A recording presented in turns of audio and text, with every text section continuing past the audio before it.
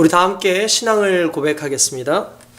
전능하사 천지를 창조하신 하나님 아버지를 내가 믿사오며 그 독생자 우리 주 예수 그리스도를 믿사오니 이는 성령으로 잉태하사 예언대로 처녀의 몸에서 나시고 나를 위하여 고난을 받으사 십자가에 못 박혀 죽으시고 장사한 지 사흘째에 죽은 자 가운데서 다시 살아나시며 하늘에 오르사 전능하신 하나님 우편에 앉아 계시다가 거기로부터 산자와 죽은 자를 심판하러 오시리라. 성령을 믿사오며 거룩한 공교회와 성도와 서로 교제하는 것과 죄를 사하여 주시는 것과 몸이 다시 사는 것과 영원히 사는 것을 믿사옵나이다. 아멘. 우리 함께 하나님 앞에 찬양 드리도록 하겠습니다. 오직 주의 사랑에 매여 내 영 기뻐 노래합니다. 이 소망의 언덕 기쁨의 땅에서 주께 사랑드립니다. 오직 주의 임재 안에 갇혀 내 영 기뻐 찬양합니다. 이 소명의 언덕 거룩한 땅에서 주께 경배드립니다. 주께서 주신 모든 은혜 나니 말할 수 없네. 내 영혼 즐거이 주 따르렵니다. 주께 내 삶 드립니다. 오직 주의 사랑에 매여 영 기뻐 노래합니다. 이 소망의 언덕 기쁨의 땅에서 주께 사랑드립니다. 오직 주의 임재 안에 갇혀 영 기뻐 찬양합니다. 이 소명의 언덕 거룩한 땅에서 주께 경배드립니다. 주께서 주신 모든 은혜 나니 말할 수 없네. 내 영혼 즐거이 주 따르렵니다. 주께 내 삶 드립니다. 주께서 주신 모든 은혜 나니 말할 수 없네. 내 영혼 즐거이 주 따르렵니다. 주께 내 삶 드립니다. 한 번 더. 주께서 주신 모든 은혜 나니 말할 수 없네. 내 영혼 즐거이 주 따르렵니다. 주께 내 삶 드립니다. 주께 내 삶 드립니다.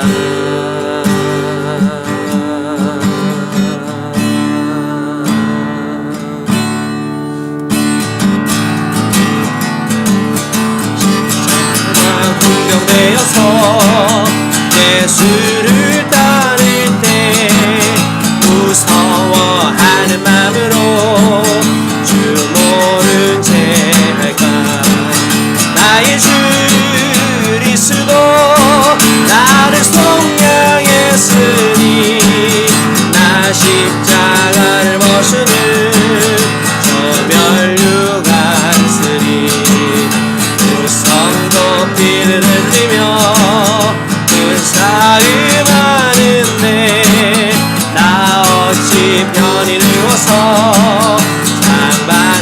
바라가 나의 주 그리스도 나를 속량했으니 나 십자가를 벗으는 저 멸류관스리 이 죄악 많은 세상에 수많은 원수들 날 유혹하고 했지나 내 주만 따르리 나의 주 그리스도 나를 속량했으니 나 십자가를 벗으는 저 멸류관스리 나 멸류관을 쓰려고 돈 바쳐 싸울 때 주 내게 용기 주시사 이기게 하시네 나의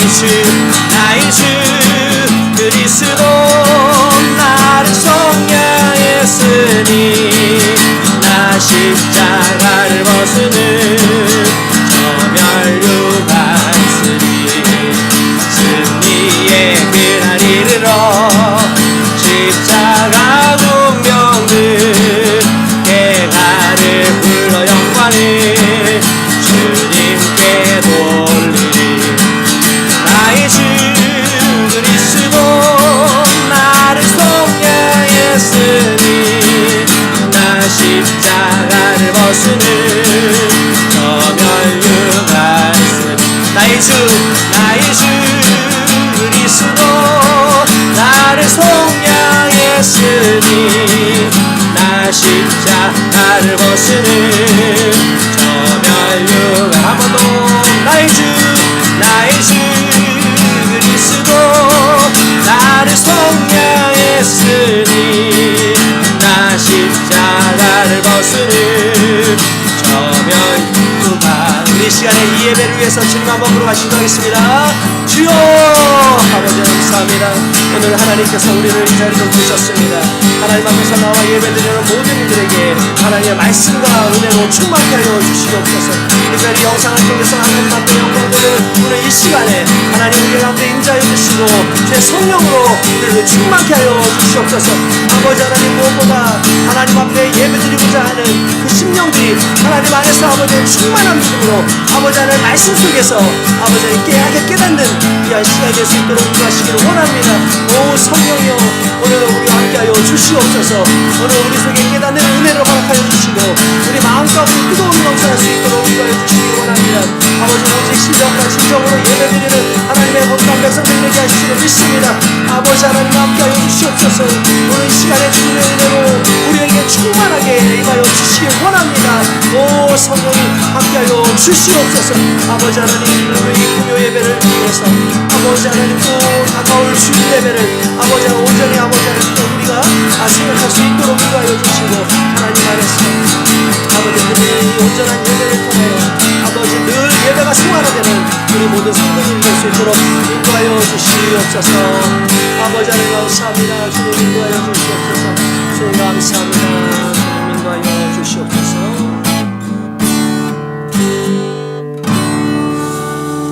하나님 감사합니다. 오늘 주님께서 우리와 함께 하시고 믿음 안에 주님께 예배드리는 주의 성도들에게 신령과 진정으로 나아가는 믿음의 성도들에게 아버지 하나님께서 오늘 은혜로 채우시고 성령의 충만함으로 임재하여 주시옵소서.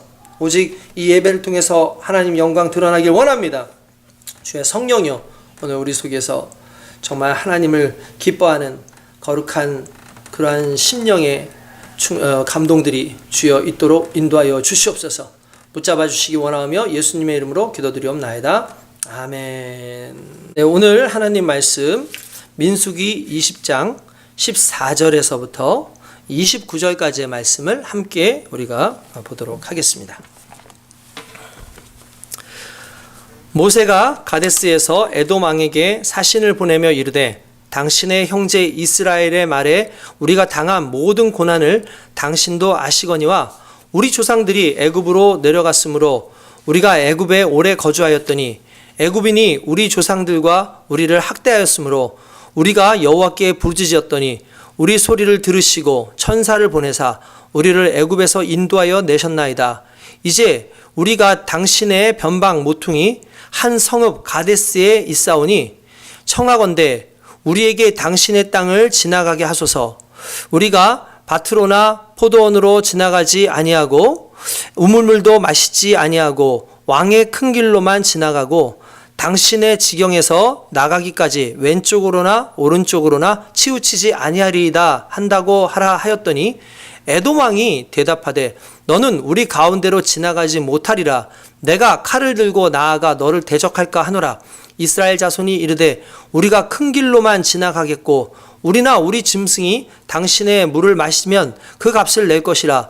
우리가 도보로 지나갈 뿐인즉 아무 일도 없으리이다 하나 그는 이르되 너는 지나가지 못하리라 하고 에돔 왕이 많은 백성을 거느리고 나와서 강한 손으로 막으니 에돔 왕이 이같이 이스라엘의 그 영토로 지나감을 용납하지 아니하므로 이스라엘이 그들에게서 돌이키니라.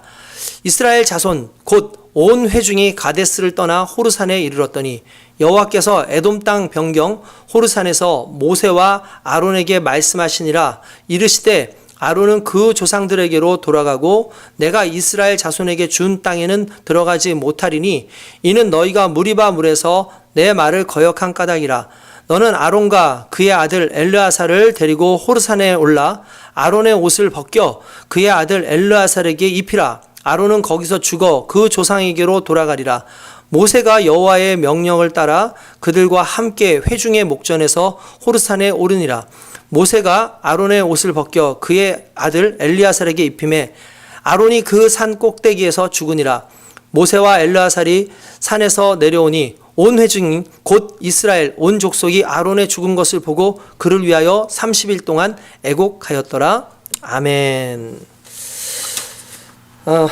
오늘은 이제 우리가 이제 민수기 14절부터 20장 14절부터 또 말씀을 한번 보도록 하겠습니다.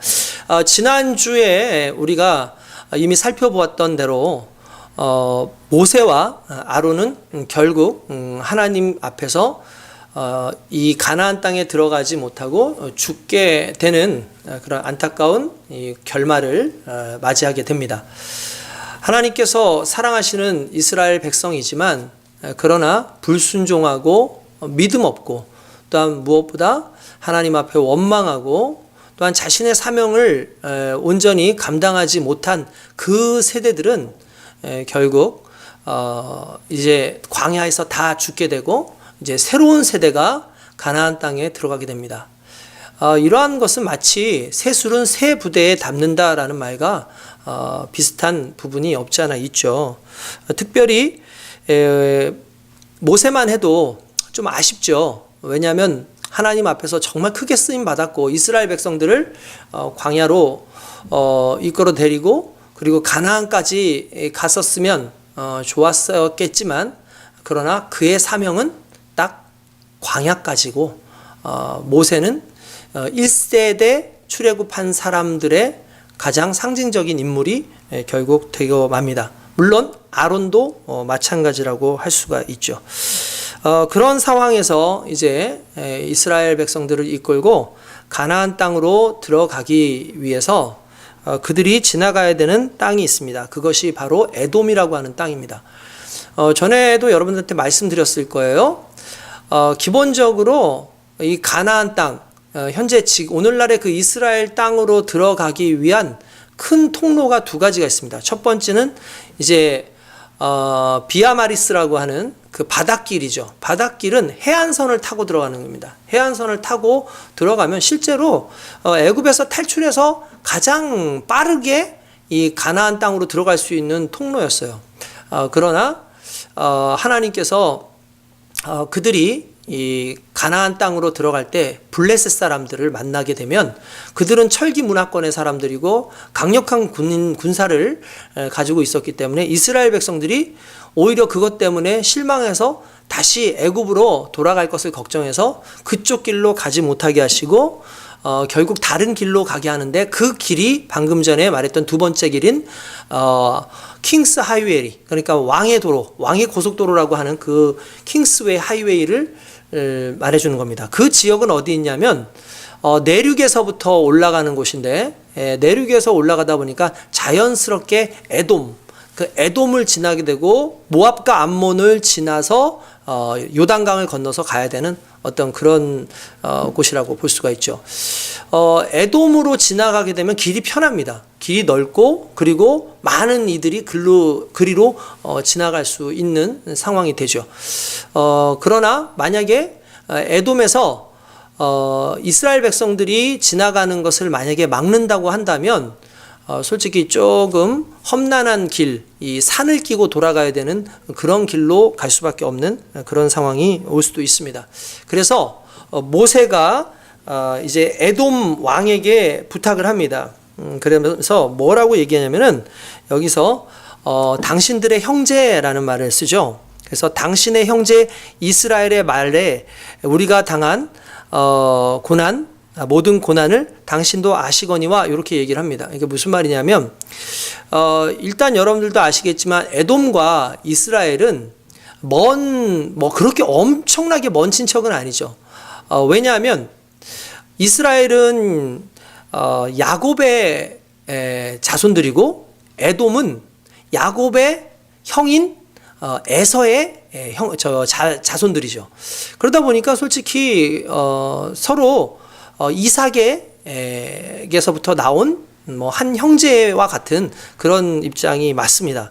그러나 오랜 세월이 지나가면서 각각 부족들이 이제 하나의 족속을 이루면서 상당히 강력한 민족을 이루게 되고, 민족을 이루다 보니까 자연스럽게 국가 단위로 이제 세워지게 되는데, 이미 에돔은 이스라엘보다는 확실히 국가 체제를 갖추게 되죠. 왜냐하면 이스라엘은 오랜 기간 약 400년 동안을 애굽에서 노예살이를 살고 있었죠. 그러니까 왕이 있을 수도 없고 거기에서 특별한 어떠한 조직을 꾸릴 수 없었지만, 에돔은 나름대로 자기들끼리 이제 나라를 이제 구성하고 거기에서 이제 왕도 세우고 하나의 기틀을 이미 마련한 곳이라고 볼 수가 있습니다. 그러나 이 이스라엘이 목표로 하는 것은 에돔이 아니라 가나안 땅이기 때문에 에돔에게 부탁을 하죠. 일단 자신들과 이거 관계를 활용하는 거예요. 우리가 형제 같은 나라 아니냐. 그러니까 우리를 좀 이해해 달라. 우리가 오랜 기간 힘들게 어렵게 애굽에서 학대당하고 종살이 했을 때, 그때 하나님께서 천사를 보내셔서 우리로 하여금 이제 이 가나안 땅으로 이제 가게끔 하셨다. 현재 우리가 이 가데스 바네아, 그러니까 바로 에돔의 이제 그 변방이라고 할 수 있어요. 그 지역에 우리가 머물러 있는데, 원하니 당신들의 그 하이웨이, 그러니까 그 길을, 왕의 대로를 우리가 지나갈 수 있도록 해달라. 그렇게 해주면 좋겠다라고 그렇게 이야기를 합니다. 그렇게 이야기를 하는데 이 에돔 왕은 통과를 허용치 않죠.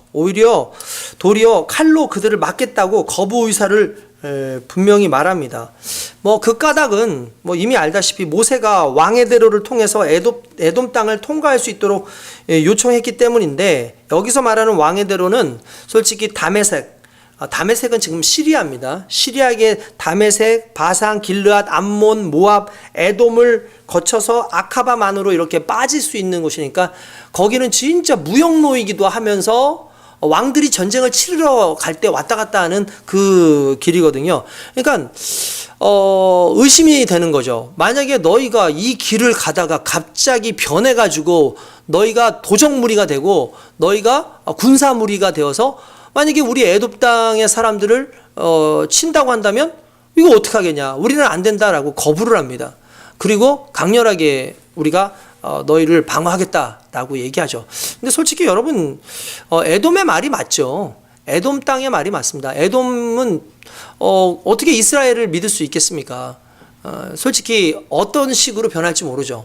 처음에는 좋은 마음으로 갔다가 갑자기 이렇게 지나가는데 옆에 벼도 있고 보리도 있고 밀도 있고 게다가 물도 괜찮고 이러면 마음이 변해서 그냥 여길 우리가 점령해 버릴까? 라고 해서 급작스럽게 만약에 그들을 이제 급습을 한다면 에돔으로서는 상당히 큰 타격을 받을 수밖에 없는 상황이죠. 그러니까 에돔 왕은 자연스럽게 안 된다라고 얘기할 수밖에 없지 않겠습니까?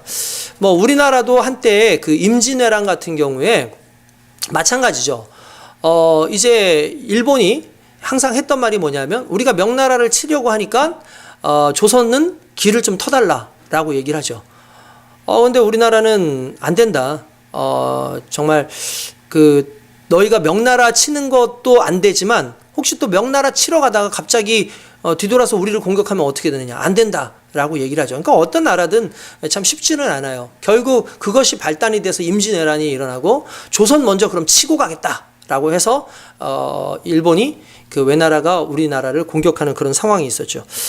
결국 이 상황에서 그런 부분이 있고 또 한 가지가 에돔이 상당히 두려워할 수밖에 없는 게 뭐냐면 에돔도 이미 소문을 들었어요.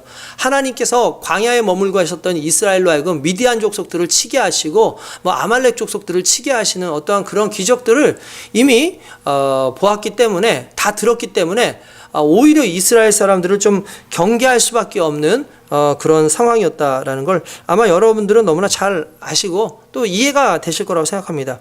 이렇게 얘기를 하니까 다시 모세가 이야기합니다. 아니다. 절대 그런 일 없다. 만약에 우리가 지나가다가 밭으로도 포도원으로도 지나가지 않고 우리가 통과하다가 중간에 우물물도 마시지 않겠지만 만약에 우물물을 마시거나 또는 뭔가 해를 줬다면 거기에 대한 모든 걸 다 변제하겠다라고 그렇게 얘기합니다. 비록 모세가 에돔 나라에 전혀 부담되지 않도록 왕의 대로로만 통과하겠다고 했지만 출애굽 공동체의 규모나 또는 성격을 잘 알고 있는 에돔 왕으로서는 솔직히 그들이 에돔 땅을 통과하다가 갑자기 정복군으로 약탈자의 무리로 변할지 모른다는 염려 때문에 끝까지 통과하지 못하게 합니다. 결국 이렇게 되니까 어쩔 수 없이 이스라엘 백성들이 도리 없이 북쪽으로 먼 길을 돌아갈 수밖에 없는 그런 상황이 오게 되죠. 이 부분에 대해서 특별한 해석을 가할 필요는 없습니다. 그냥 하나의 상황, 사건으로만 볼 수 있겠죠. 구태여 여기에 우리가 조금 더 신앙적인 어떤 그런 부분으로 이제 우리가 들어간다고 한다면 주님의 길을 가는 데에 있어서 하나님이 원하시는 그 삶에 있어서 우리가 계획하고 우리가 보기에 좋은 길을 꼭 갈 수 있는 것은 아니라는 거예요.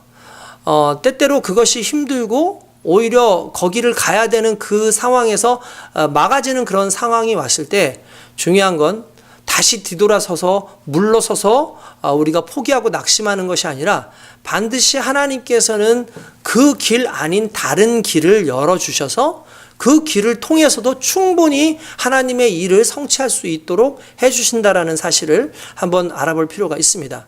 아닌 게 아니라 결국 이스라엘 백성들은 왕의 대로로 진격하지는 못하지만 그러나 이제 가데스 바네아를 떠나서 그 호르산 옆면 길로 돌아서 결국 그 길로 모압과 암몬에 있는 그 땅으로 지나가는 상황이 되는 거죠.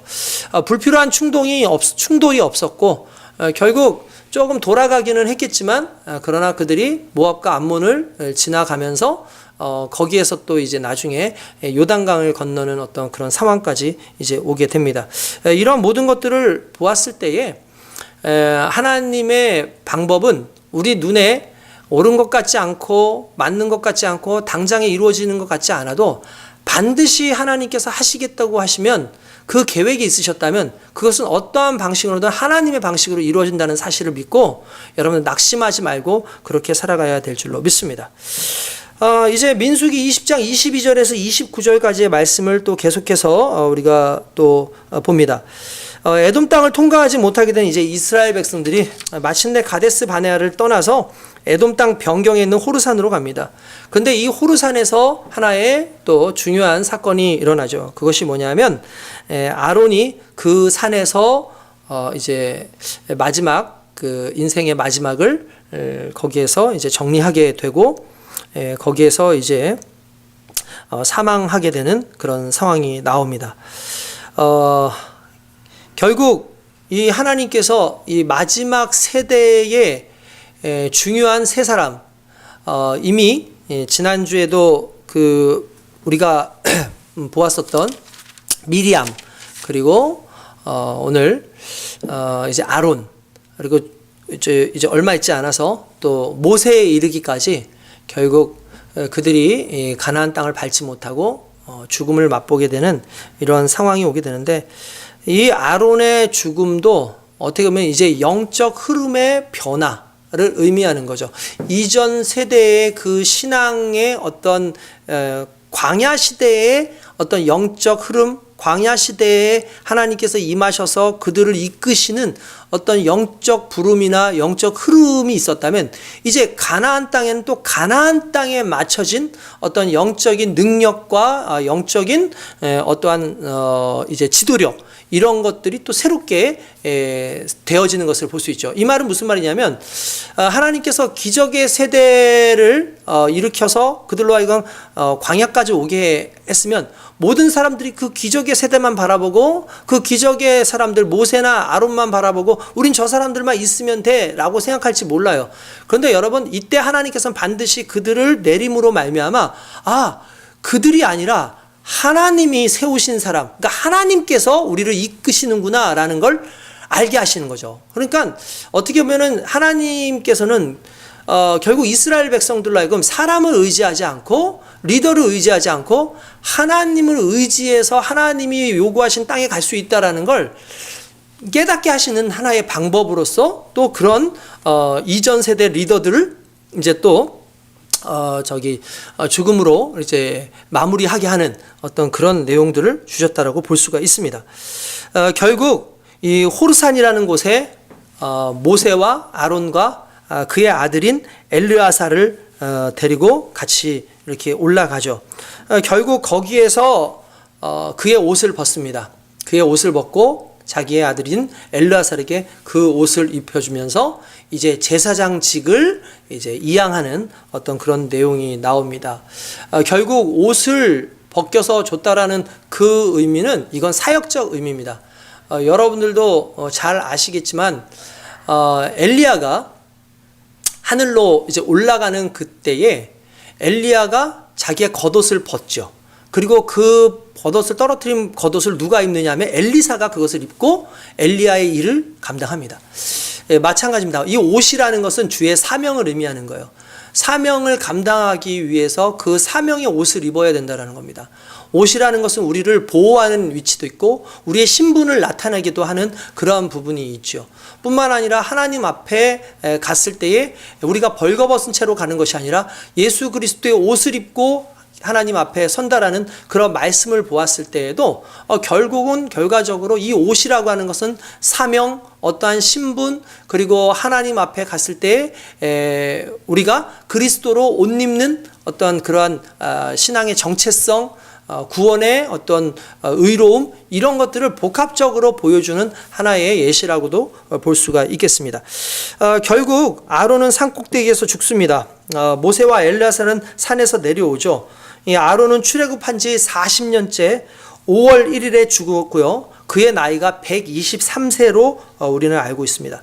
그러니까 아론이 죽은 후에 모세가 대제사장 옷을 입은 엘르아살과 함께 산에서 내려오니까 이스라엘 자손들이 그 모습을 보고 아론이 내려오지 않고 아론의 옷을 이 엘르아살이 입고 있다는 그 사실을 알고 거기에서 놀라게 됩니다. 그리고 나서 그 엘르아살을 보면서 이제 아론이 죽었구나, 이 아론의 죽음을 안타까워하고 애통하는데, 일반적으로 애곡하는 기간을 7일로 둡니다. 그런데 여기에서는 30일이라는 시간을 애곡하는 시간으로 뒀다라는 것은 결국 이 아론의 죽음이라는 것이 이스라엘 사람들에게는 상당히 큰 사건이고, 또한 충분히 그에 대해서 애곡할 만한 가치가 있다라는 것을 또 의미하는 것입니다.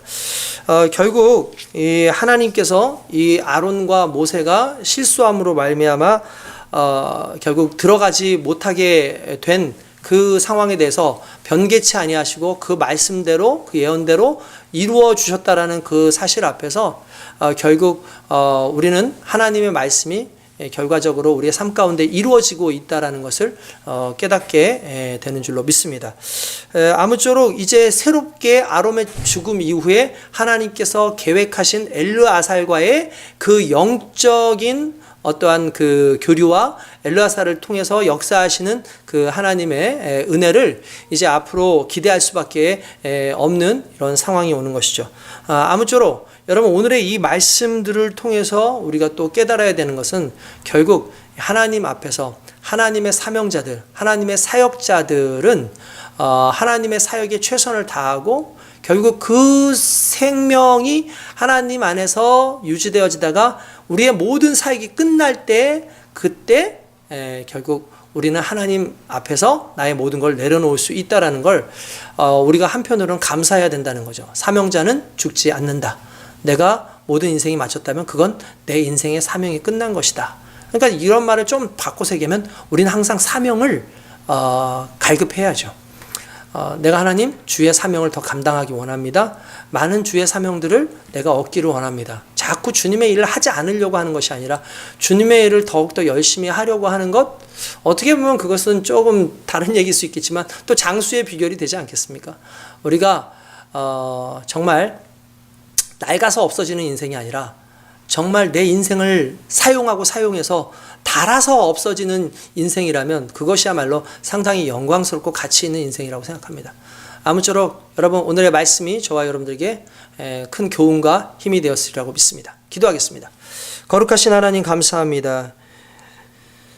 오늘의 이 말씀을 통해서 하나님이 계획하시는 모든 계획은 우리의 계획과 다르다는 사실, 그리고 하나님의 사명받은 자들이 그 사명을 감당했을 때에, 그 사명을 마쳤을 때에 또한 우리의 인생도 마감될 수 있다는 그 사실 앞에서 우리는 늘 겸손하게 우리의 사명을 온전히 감당해야 될 줄로 믿습니다.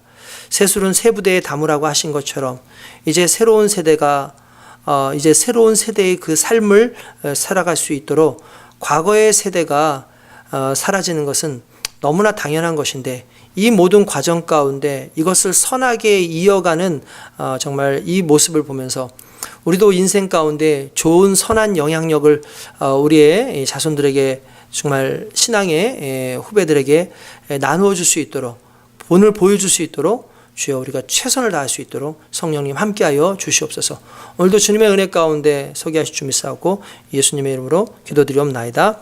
아멘. 이제는 우리 주 예수 그리스도의 은혜와 아버지 하나님의 극진하신 사랑하심과 성령님의 감화감동 위로교통 인도 충만하신 은혜가 오늘 그리스도 예수 안에서 믿음의 백성들로 하나님의 영광의 백성들로 온전히 살아가며 하나님 기뻐하시는 거룩한 삶을 살고 또한 그 사명을 다 감당할 때까지 정말 최선을 다하여 하나님 앞에 나아가길 원하는 이곳에 있는 이 영상을 통해서 예배드리는 모든 성도들 위해 지금부터 영원토록 함께 있게 하시길 간절히 축원드리옵나이다. 아멘.